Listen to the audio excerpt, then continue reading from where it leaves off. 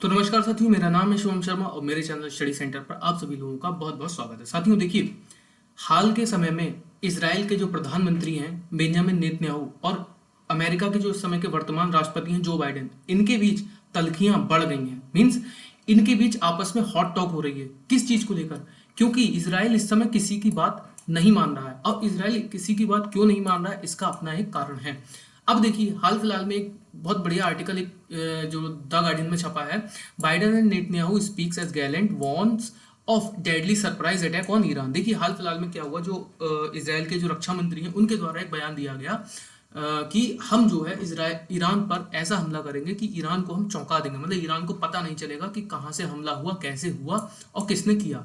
तो ये चीज जब उन्होंने कही इसराइल के रक्षा मंत्री ने, उसके बाद से अब जो पिछले हफ्ते मानी जा रही बाइडेन के बीच, जुलाई से बाइडेन और जो इसराइल के प्रधानमंत्री हैं बेंजामिन नेतन्याहू, इनके बीच अब बातचीत शुरू हुई है। अब जब ये बातचीत शुरू हुई तो इन दोनों के बीच किसी भी चीज को लेकर सहमति नहीं बन पाई। मींस इसराइल जिस तरीके से लेबनान में हमास के अगेंस्ट, लेबनान में हिजबुल्लाह के अगेंस्ट और गाजा स्ट्रिप में हमास के अगेंस्ट हमले कर रहा है, उस चीज से ट्रंप कहीं ना कहीं नाखुश हैं। ट्रंप का कहना है कि इसराइल के जो प्रधानमंत्री हैं बेंजामिन नेतन्याहू, उनके पास कोई भी रणनीति नहीं है। तो बात चर्चा ऐसी मतलब जो बहस है वो इसी चीज पर है कि नेतन्याहू क्यों नहीं मान रहे हैं बाइडेन की बात।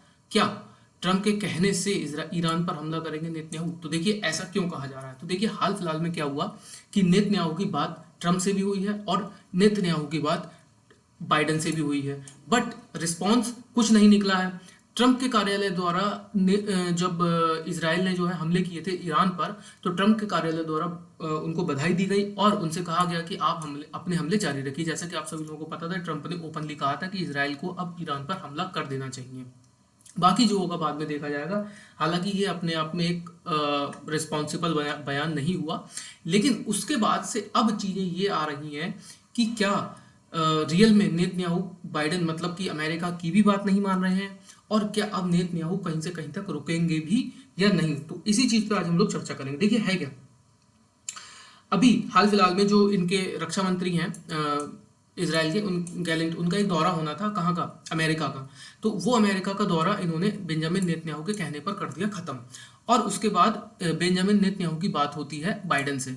इस बातचीत में जो मतलब रिस्पांस निकल करके आता है वो ये होता है कि इन दोनों के बीच किसी भी चीज को लेकर सहमति नहीं बनती है, क्योंकि इसराइल जो है कहीं ना कहीं ईरान के जो क्या कहते हैं, जो तेल वाले इलाके हैं उन पर हमला करना चाहता है, और अमेरिका इस चीज को कहीं ना कहीं इसराइल के लिए मना कर रहा है। अब इसी बात से खिसिया रहे हैं कौन? Benjamin Netanyahu. बिकॉज क्योंकि आप सभी को पता है कि जो पिछली बार 8 अक्टूबर, जो पिछली साल 8 अक्टूबर को इसराइल पे जो हमास के द्वारा हमला किया गया था, उसमें लगभग 1200 प्लस इजरायली नागरिक मारे गए थे और कई ज्यादा इजरायली नागरिक अभी भी हम जो गाजा पट्टी है उसमें बंधक हैं, हॉस्टेज बना, मतलब उनको अभी भी हॉस्टेज बनाया गया है। तो यही कारण है कि बेंजामिन नेतन्याहू हर उस एक व्यक्ति से खिसिया रहे हैं इस समय, या फिर नाराज हो रहे हैं जो कि उन्हें हमला करने के लिए, रोकने के लिए कह रहा है, हमला करने से मना कर रहा है। और इसी बात का फायदा उठा रहे हैं ट्रंप। देखिए, हाल फिलहाल में बेंजामिन नेतन्याहू की ट्रंप से भी बात हुई है कहीं ना कहीं, और बहुत अच्छा रिस्पॉन्स इनको ट्रंप से मिला है। इसीलिए यह माना जा रहा है कि कहीं ना कहीं बेंजामिन नेतन्याहू ट्रंप की बात मान रहे हैं। और मैं आपको देखिए बताता चलूं कि ये जो वाकया है ना, ये वाकया तब तक खिंचेगा जब तक अमेरिका में चुनाव नहीं हो जाते, आप ये मान के चलिए। क्योंकि हर एक चीज इस समय टिकी हुई है अमेरिका में चुनाव के लिए। बाइडेन क्यों नहीं कह रहे हैं कि आप ईरान पे हमला कीजिए? बिकॉज भाई, ईरान पहले भी इसराइल पे अप्रैल में हमला कर चुका है ना, जब ईरान का एक जो है मतलब आर्मी का एक लीडर मारा गया था। उसके बाद ईरान ने ओपनली इसराइल पे हमला किया था, बट उसके बाद अब फिर 1 अक्टूबर को ईरान के द्वारा जो है इसराइल पर लगभग 180 मिसाइलों से हमला किया गया। उसके बाद भी इसराइल ने अभी अपना नहीं किया है। उसका हमला ना करने का कारण मैंने अपनी पिछली वीडियो में चर्चा की थी आपसे कि डायरेक्टली इसराइल जो है ईरान पर हमला क्यों नहीं कर रहा, उस चीज में मैंने आपसे लास्ट टाइम चर्चा की थी। तो देखिए, अब निष्कर्ष ये निकल के आ रहा है कि क्या इसराइल ईरान पर हमला करेगा। देखो, ये तो ट्रू है, बिकॉज ईरान पर हमला इसराइल जरूर करेगा, क्योंकि ईरान ओपनली इसराइल पर 2 बार मिसाइल अटैक कर चुका है। तो ये तो कहीं ना कहीं माना जा रहा है कि इसराइल जो है ईरान पर हमला करेगा। अब बाइडेन नहीं चाहते, बिल्कुल भी नहीं चाहते कि इजराइल ईरान पर इस समय हमला करे। और बाइडेन ने इस तरीके का आरोप लगाया भी है, किस पर, जो बेंजामिन नेतन्याहू है इजराइल के प्रधानमंत्री, उन पर एक आरोप भी लगाया है बाइडेन ने कि इनके जो मतलब बेंजामिन नेतन्याहू, इनके पास कोई रणनीति नहीं है। जबकि इधर ही ट्रंप का कहना है कि आप हमला करो, बाकी जो होगा देखा जाएगा। अब देखो हुआ क्या, इस चीज को लेकर दोनों लोगों ने बात की कि हमला करना चाहिए या नहीं। बल्कि इजराइल जो है पूरी तरह रेडी है, मतलब इजराइल कह रहा है कि आई एम रेडी, मतलब मैं हमला करूंगा और समय भी मेरा होगा, वक्त मतलब जगह भी मेरी होगी, मैं कहाँ हमला करूंगा। बट इस बात से बाइडन ने कर दिया बातचीत में मना। फिर उसके बाद भाई इजराइल, अब जो चूंकि ईरान ने इजराइल पे हमला किया, काफी बड़ा हमला किया था जिसने तनाव को और भी ज्यादा बढ़ा दिया है। अब देखिए एक चीज और अच्छी, मतलब अच्छी क्या, मतलब जो तनाव को बढ़ाने वाली कहते निकल के आती है, जब गैलेंट जो कि रक्षा मंत्री हैं वहां के इजराइल के, जो जाने वाले थे अमेरिकी दौरे पे, बेंजामिन नेतन्याहू द्वारा उनसे कर दिया गया मना। बेंजामिन नेतन्याहू द्वारा कहा गया जब तक मेरी प्रेसिडेंट से बात नहीं हो जाती अमेरिका के, तब तक आप कोई दौरा नहीं करेंगे, और उस तब तक आप जो है चर्चा कीजिए सिर्फ इस चीज पर कि कैसे हम ईरान पर हमला करेंगे। ये बात निकल करके आई है। ठीक, अब देखो अमेरिका की कैसे फजीयत हो रही है इसमें। अमेरिका की फजीयत ऐसे हो रही है, देखो दोनों नेताओं ने पिछली बार बातचीत की, सीधी बात कोई हुई नहीं। जुलाई के बाद अब कहीं जाके इन लोगों में अब बात हुई है, ठीक है, जुलाई के बाद, मतलब 3-4 महीने बाद, जबकि ये दोनों लोग कितने अच्छे फ्रेंड माने जाते हैं। ठीक, जब इसराइल ने जब बहुत सारे हमले करके हिजबुल्लाह के कई सारे लीडर मार दिए थे, तो मुझे तो समझ में नहीं आ रहा अमेरिका को क्या चिड़न हो रही है इस बात से, बाइडन को क्या चिड़न है, बाइडन क्यों रोक रहे हैं इसराइल, मतलब इसको।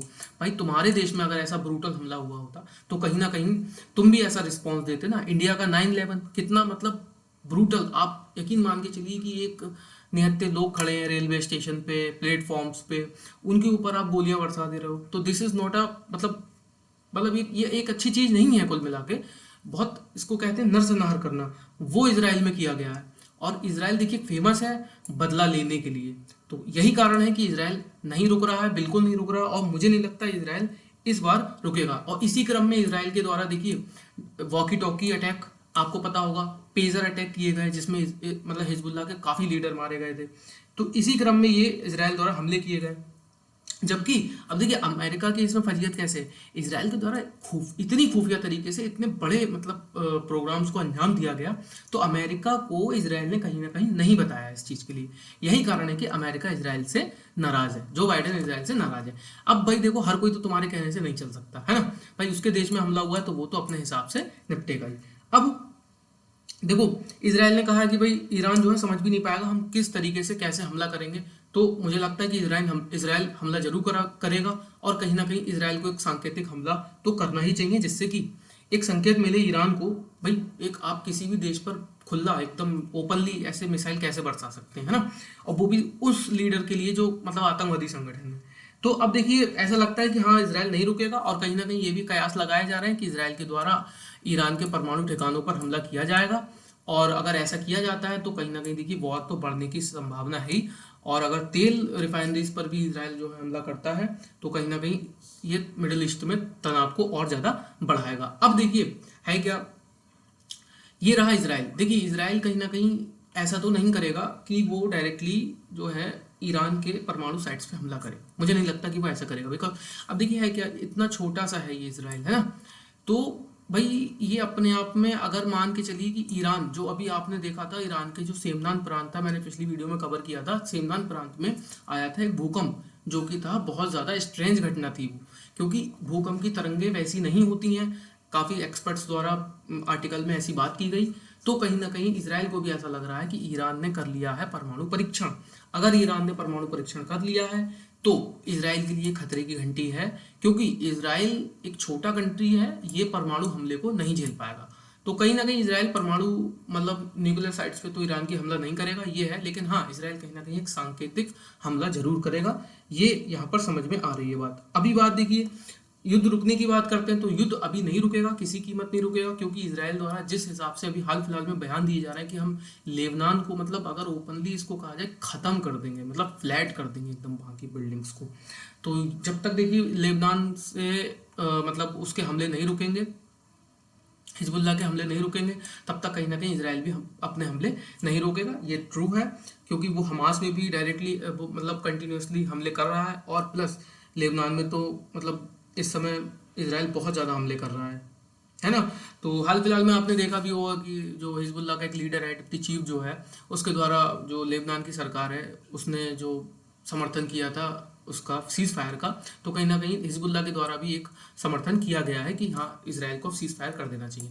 तो देखिए इस समय जैसे कि हम लोग चर्चा कर रहे थे कि इसराइल इस समय किसी की सुन तो नहीं रहा है ना, और मे बी ये ना सुने किसी की, बिकॉज भाई उसके यहाँ जैसे हम लोग अभी अभी भी लगभग ना सुनने का कारण भी है ना, अभी भी लगभग 100 से ज़्यादा हॉस्टेजेस इसराइल के मतलब जो नागरिक हैं वो हॉस्टेज बने हुए हैं। कहाँ पर? उसमें हमास की सीमा में, मतलब गाजा पट्टी में अभी तक उनको मतलब हॉस्टेज बनाया हुआ है। तो कहीं ना कहीं ये भी एक कारण है ना। देखिए उसके नागरिक अभी नहीं लौटे हैं और उस चीज़ के लिए उनके देश में कंटिन्यूसली प्रोटेस्ट चल रहे हैं इस चीज़ को लेके कि उनको उनके नागरिक मतलब जो अपने लोग हैं वो कब तक मिलेंगे। तो देखिए इसराइल मतलब यहाँ पर कंक्लूजन यही निकलता है कि कहीं ना कहीं जो बेंजामिन नेतन्याहू उनका ट्रंप की ओर आकर्षित होने का कारण यही है कि बेंजामिन नेतन्याहू जिस तरीके की बात चाहते हैं ट्रंप इस समय वैसी ही बात कर रहे हैं। बिकॉज अमेरिका में चल रहे हैं इस समय इलेक्शन, अमेरिका में इलेक्शन का दौर है और बाइडेन इस समय नहीं चाहते कि अमेरिका युद्ध में कूदे। और कहीं ना कहीं ये जो है ईरान पर अगर हमला करते हैं, इसराइल अगर ईरान पे हमला करता है तो कहीं ना कहीं अमेरिका को डायरेक्टली युद्ध में आना पड़ेगा। यही कारण है कि बाइडेन इस समय नहीं चाहते कि इसराइल डायरेक्टली हमला करे ईरान पे, और इसराइल चाहता है कि अमेरिका युद्ध में आए। तो देखिए इस चीज़ का कंक्लूजन तो यही है कि नेतन्याहू की बात तो वो नेतन्याहू बाइडेन की बात तो नहीं मान रहे हैं, ये तो ट्रू है। और कहीं ना कहीं ट्रंप भी इस समय इनको पूरी तरह आकर्षित करने में लगे हुए हैं, बिकॉज अमेरिका में चल रहा है चुनाव। तो देखते हैं आगे क्या होता है, बने रहिए हमारे साथ। आगे की वीडियो में क्या मतलब अपडेट्स मिलती हैं हमें और क्या डेवलपमेंट्स होती हैं कवर करेंगे आगे की वीडियो में। तो अभी के लिए धन्यवाद और जुड़े रहिए हमारे साथ, हमारे चैनल को सब्सक्राइब कीजिए।